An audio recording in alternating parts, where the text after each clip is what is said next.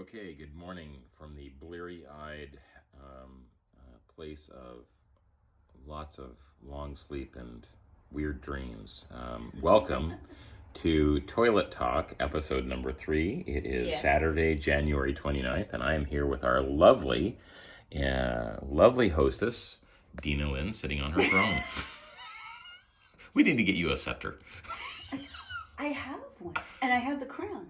I should wear the Oh, crown and you oh, hold the we scepter. should. Yes, we should. So on the next episode of I Toilet will look Talk, you like will see royalty. you will see Dina Lynn looking like royalty on her throne. Yeah, the porcelain throne. Ta-da! And a squatty potty. We need to get the squatty potty people to be our sponsors and make lots of money doing these, talking about the importance of squatting while on the toilet. Do we get to have them use their cool videos of the unicorns pooping out ice cream? With the prince, I think we should have the prince narrating. Oh, that is wonderful. Isn't it? That is Yeah, wonderful. yeah. That is A wonderful. He work would of do my a British wonderful accent. job. Yes. Yes, he would. Yeah. Perfect. He could be our friend. Yes, he could. Anyway, so welcome. It's way too early in the morning. Well, it's not really way too early in the morning, but it seems way too early in the morning to be doing We got this. up. Welcome. We were just engaged in an interesting and controversial discussion about victimhood and victimization, and the difference between being a victim and being victimized. The first being associated with how we or some people tend to identify and take to heart the identity of being a victim. So it's part of their identity and who they are, versus being victimized, which is where The recipient of. they are the recipient of potentially pretty awful behaviors beset upon them by somebody else or something. It doesn't necessarily need to be another person. People can be victimized by weather, by dogs, by the universe, by God. So anyway, I'm going to go ahead and turn this around and let Dina Lynn take it off a little bit, because this is her show, not mine. No. We share the platform. We're each sitting on a type of stool. All right. The first thing I want to talk about that just occurred to me as I'm looking at you, and as I'm looking at me in the reflection here. Do I have this set about right? Well, and that's fine. That part's fine. Okay. I'm a victim. All women are victims of a conspiracy that doesn't get discussed often enough. When men go to bed, they wake up looking pretty much like they did when they went to bed. They emerge from the bed looking like them. Women go to bed and we disintegrate overnight. Something happens to us. It's like the hair gets all wonky and the makeup goes all down, and we wake up looking like creature that dragged out of the Black Lagoon or something. So this is not right, this conspiracy. Well, okay, so I'm going to set this conspiracy straight, because apparently we're going to get sidetracked for on other things, because I've got like the whole Jack Nicholson thing going on here in The Shining. It's like, wait a minute, I don't go to bed.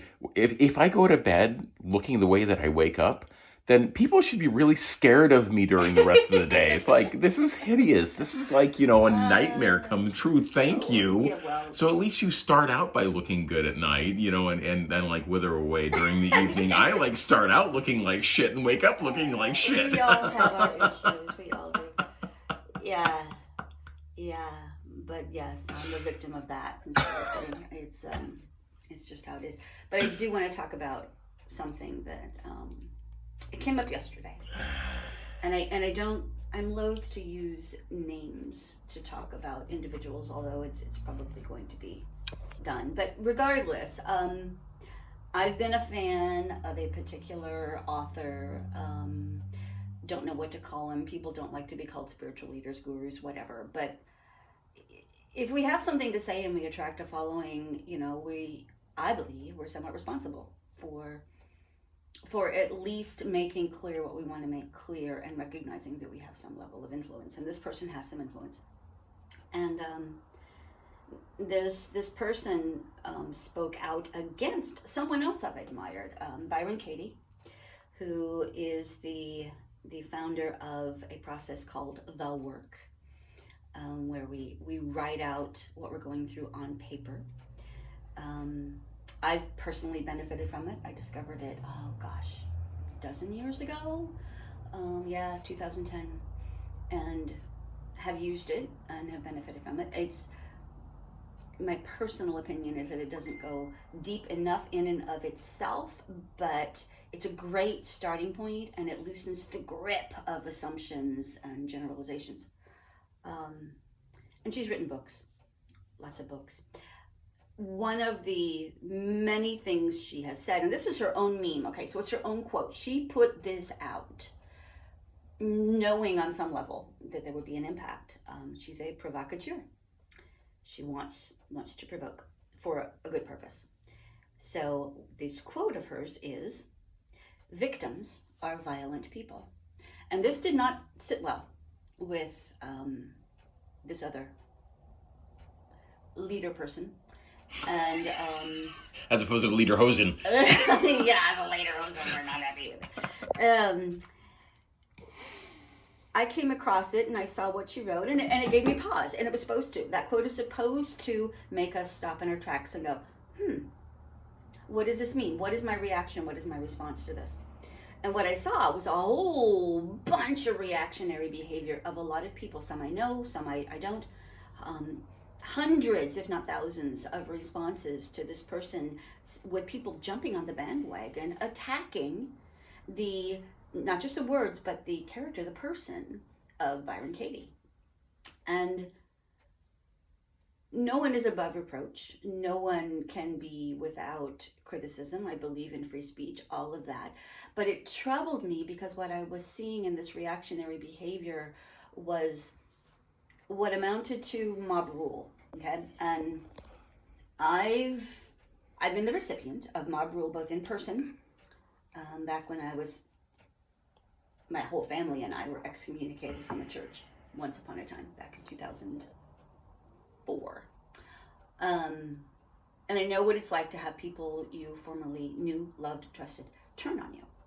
And I've had it happen online as I've been kind of outspoken about my changing beliefs, coming out of Christianity and questioning all kinds of beliefs personally and collectively.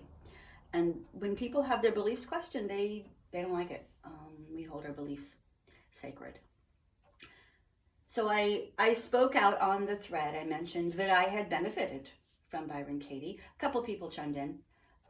It's hard to speak out against groupthink because there's the risk. And sure enough, people turned on me.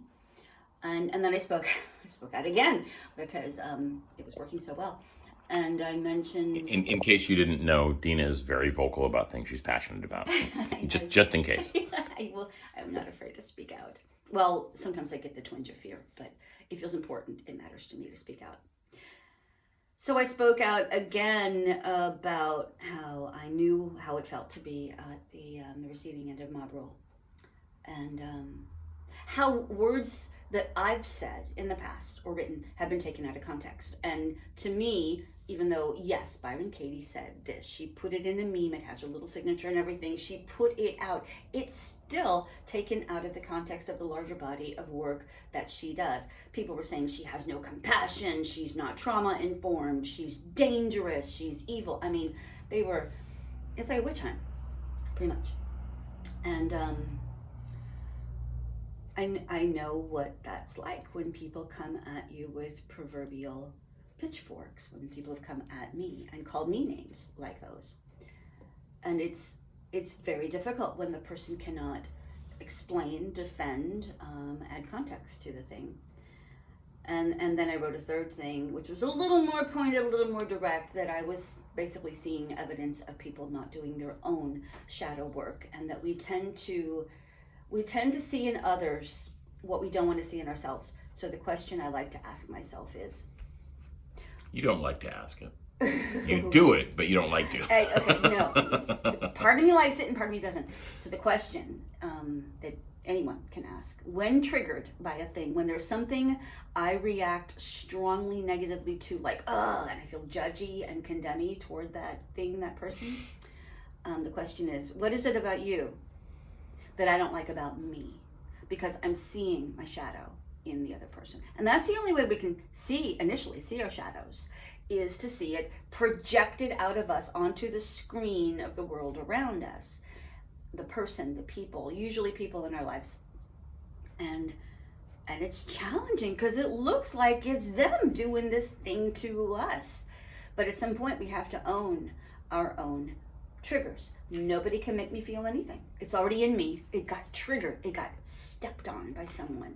Well, I don't know that I would completely agree with that. I think that in an interactive society of people who probably have some sort of inherent empathic ability, and I don't mean empathic as in the ability for me to imagine what it feels like to be you, but rather the ability for my brain or mind to pick up on whatever kinds of stimulus are coming out indirectly. I don't have control over my baser level instincts and how I react. So this is true. So in many ways, in many ways, I think that there is a way in which you occasionally don't need to see. Oh, sorry. All of this. So I think that there's probably in many ways at sometimes ways in which we can actually make a case for saying that yes, somebody else or something else can make us feel a certain way or trigger us. Now, is the goal to stay there? Is the goal to stay in the face of understanding that somebody else has some control over how we react or respond? No. I mean, the idea is that we be able to recognize when somebody else can trigger us, when their actions or thoughts or ideas or behaviors can evoke a reaction in us. And I think there is that dynamic there in an interactive species and in an interactive environment. There's no way to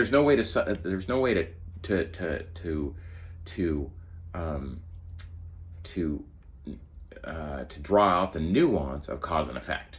Well, okay, except fine point here, and it's semantics probably. Yes, but semantics. If I can't feel a thing unless I already have it in me, I believe we are pre-wired with a capacity for all emotions.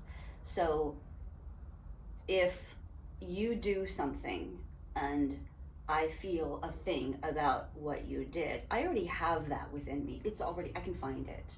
I believe. Do you hear that? If I do something. Yeah. That makes her feel a certain way. He does things. But when it comes to a trigger, I have to take radical responsibility. Sure. That it's, you did a thing. I'm just using you because you're sitting here. No one else is sitting here right now. You do a thing. How dare you blame and project on me? You're useful that way. That thing is already festering in me. Whatever you did was reminiscent, similar to, familiar to the thing that's already in me, already festering, usually from early childhood, and you stepped on that thing. You're referring to being trauma informed. Well, yes, and we are all traumatized people. But the empathic part, I don't think I can feel something that another feels unless I already have the capacity for that in me. Otherwise, we go from empathic to empathetic. I mean, that's a good word.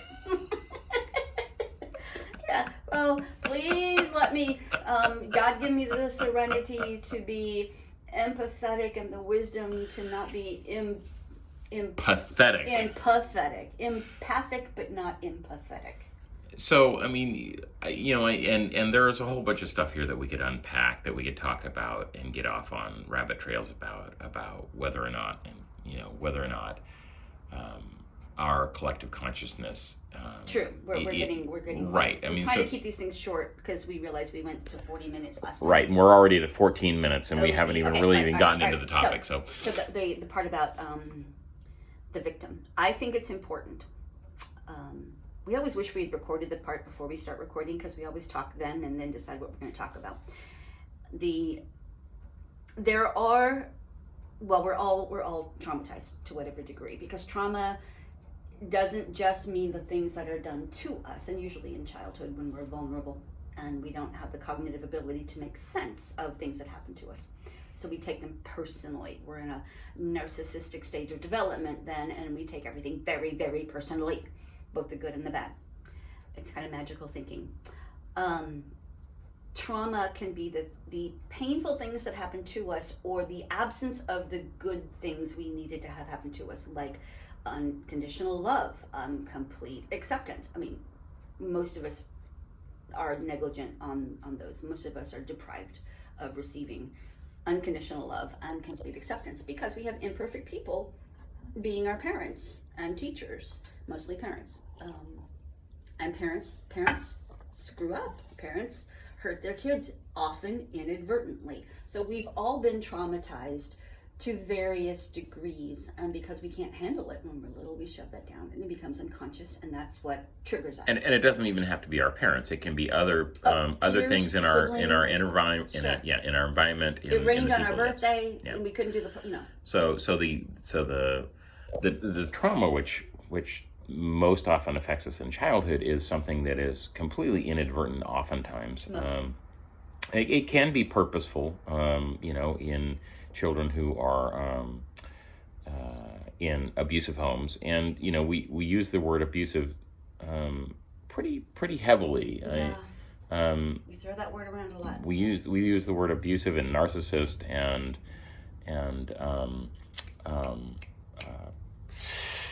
Traumatized? when people that sociopaths, sociopathic, psychopathic, Yeah. in way too much in our society without formal diagnoses. Anyway, see that. so the idea that that somebody had trauma as a child does not necessarily mean that they were abused Right. as a child, although sometimes from our adult perspectives looking back on it, it can seem abusive. Sure. Yes, the behavior versus the person.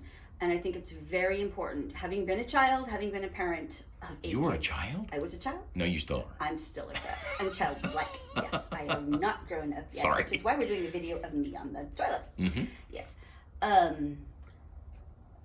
Where was I? Sorry. Oh, having been a child, having been a mother, I became very aware that we all screw up parenting. We all mess up our children. We all wound and hurt our children. We all get hurt as children.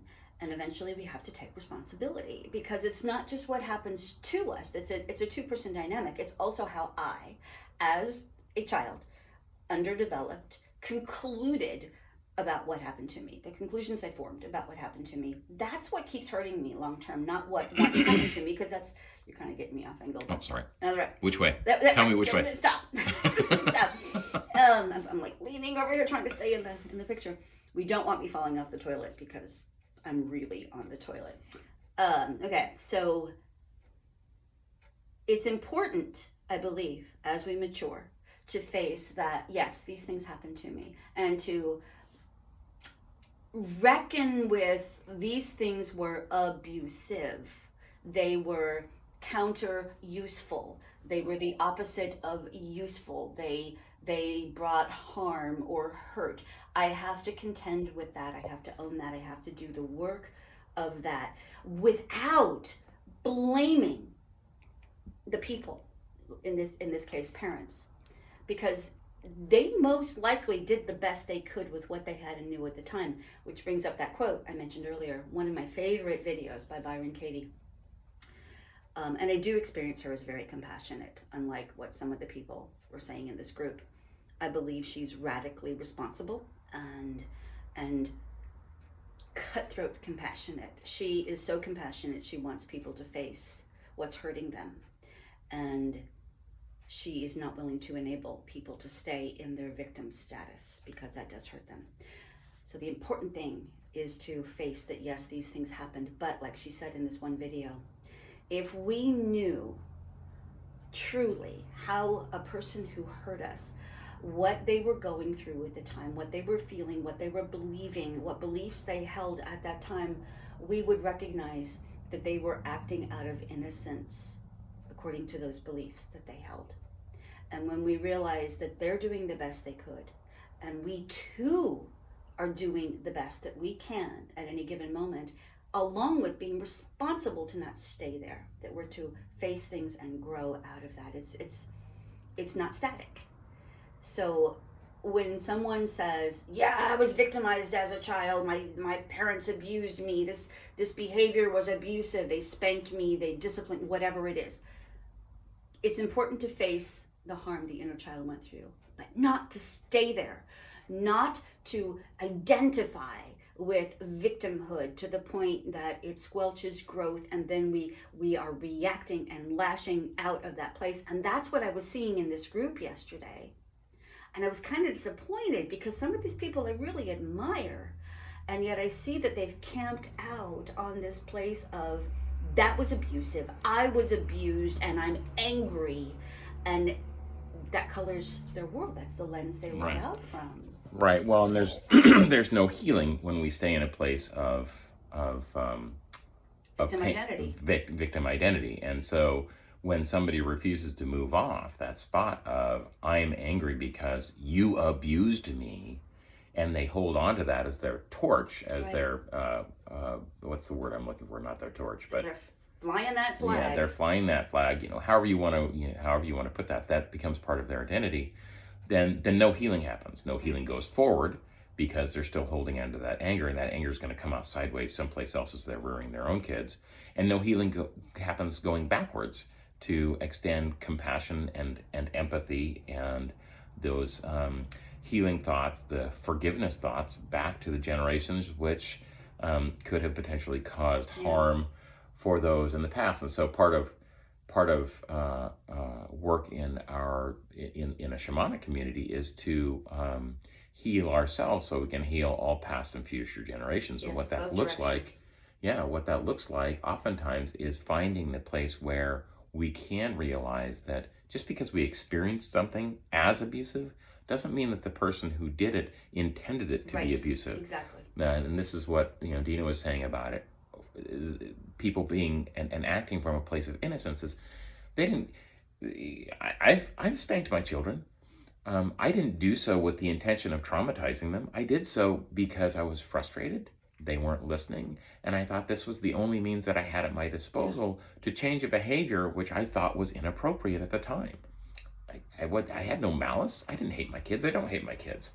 Neither did, Dina when she did anything like that. Neither did most other parents when they've done similar things. But that doesn't mean that they were abusive people. It means that they had a limited understanding of what they were going through, how they were feeling, and didn't have the presence of mind to be able to see how their actions might affect somebody in And the we're going off future. of what was modeled to us. We don't Right. we don't get trained in how Right. to raise human beings. We have to get a license to go fishing and hunting, but there's no license for parenting. I mean, it's kind of crazy. And that notion of facing that we were hurt and then working through forgiveness and recognizing our own responsibility, not blame. None of us is to be blamed, nor are we responsible for what we received as children, but Right. we are responsible as adults to work on our own healing, to forgive, and to extend that forgiveness and compassion to ourselves as well for things that we do. Right. Otherwise, we come out with Well, we this get is rampant right now in our culture. Yeah. We get stuck in the place of blame where we have to project out that it's somebody else's responsibility. And that's the ultimate. and- That's how we stay in victim status, where it's like, Right. I was hurt, you all hurt me, and now I want the whole world to treat me like a precious little wounded person, and I'm not going to do my work. I want the world around me to treat me carefully. It's retributive justice, just Right. like what we look at in our legal system here in the United States, especially. It's about retribution, not about actual justice. So, anytime we find ourselves in blame, anytime we find ourselves projecting responsibility outwards, so somebody else has to take responsibility for the pain or the fear that we feel inside, that's blame.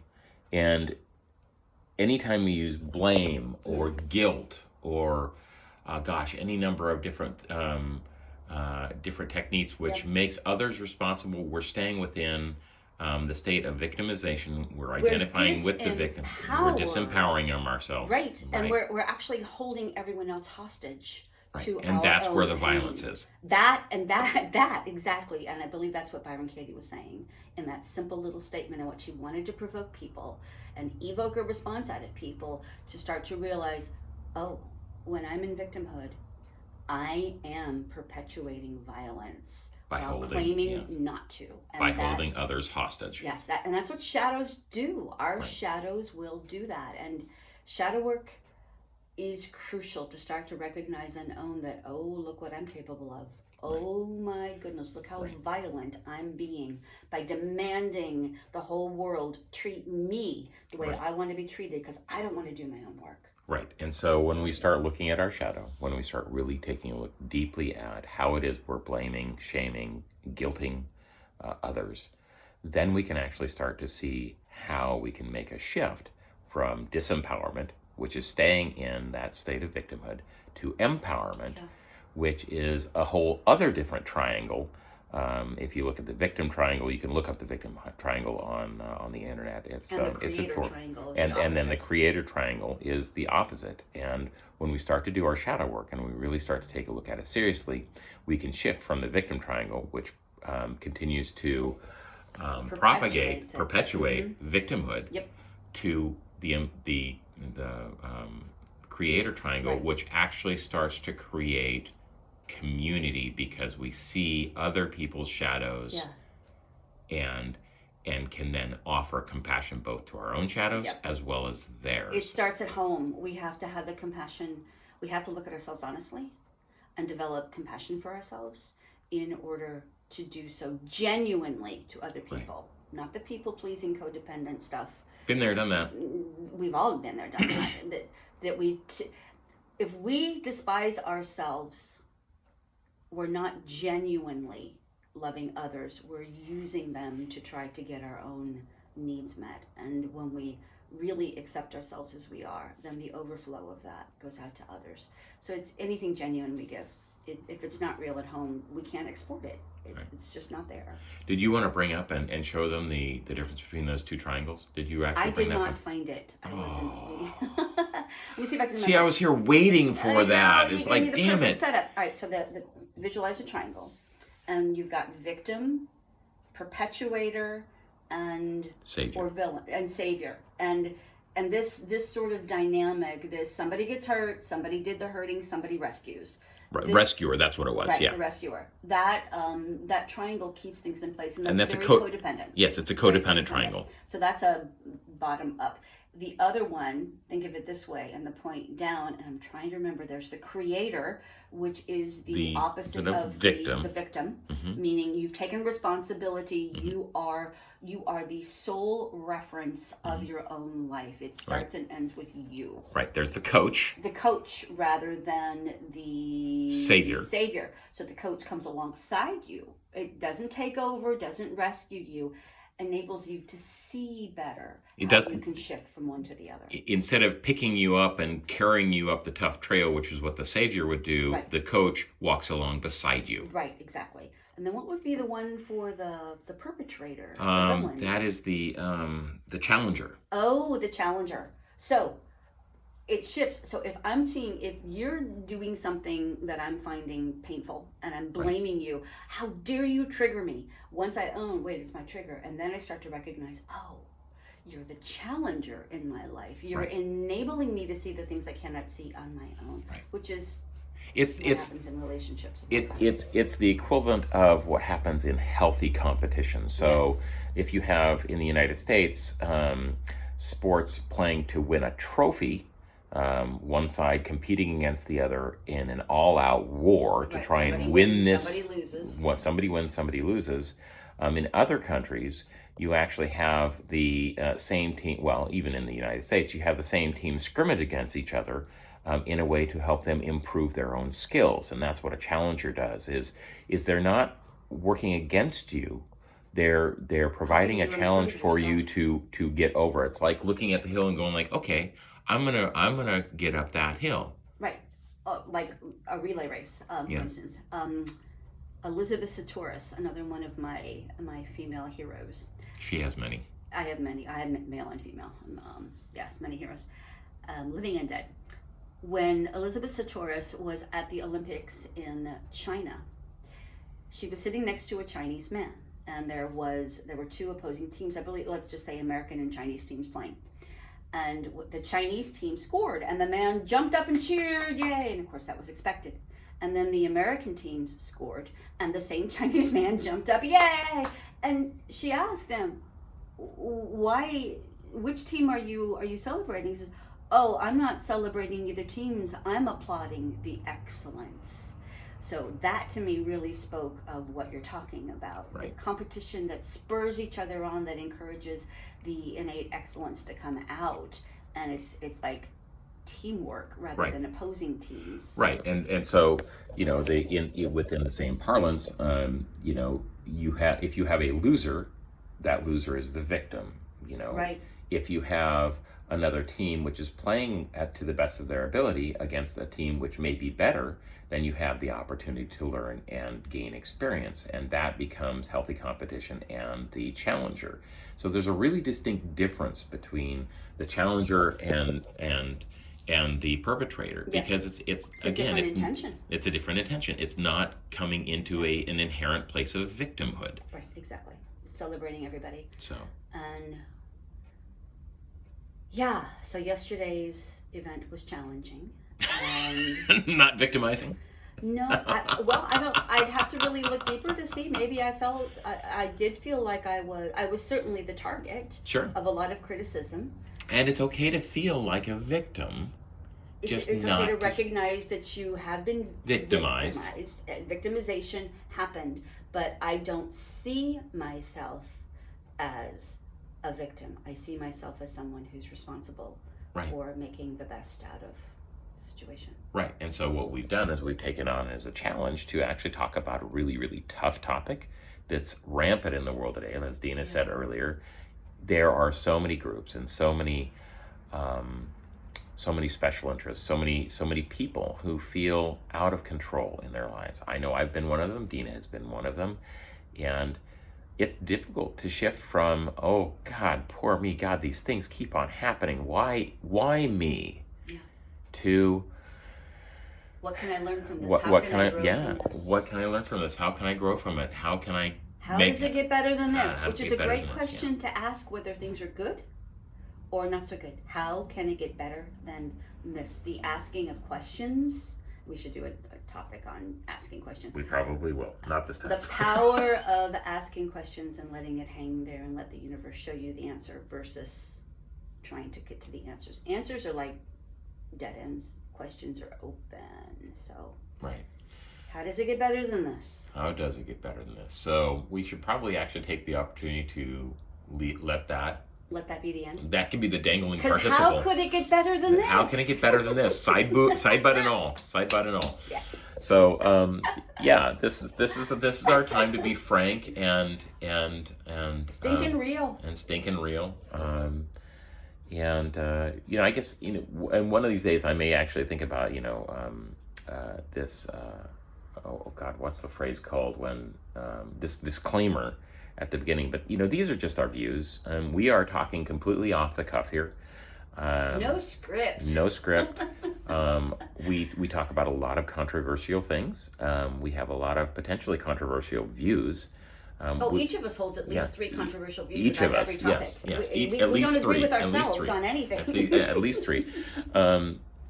But I mean, what we don't want to do is we don't want to create a situation where we're evoking a whole bunch of hostile thoughts and responses. More than anything, we just want to create a discussion with anybody who are willing to engage on a level of reasonably open-mindedness. Yep. And it's not our intent to piss you off.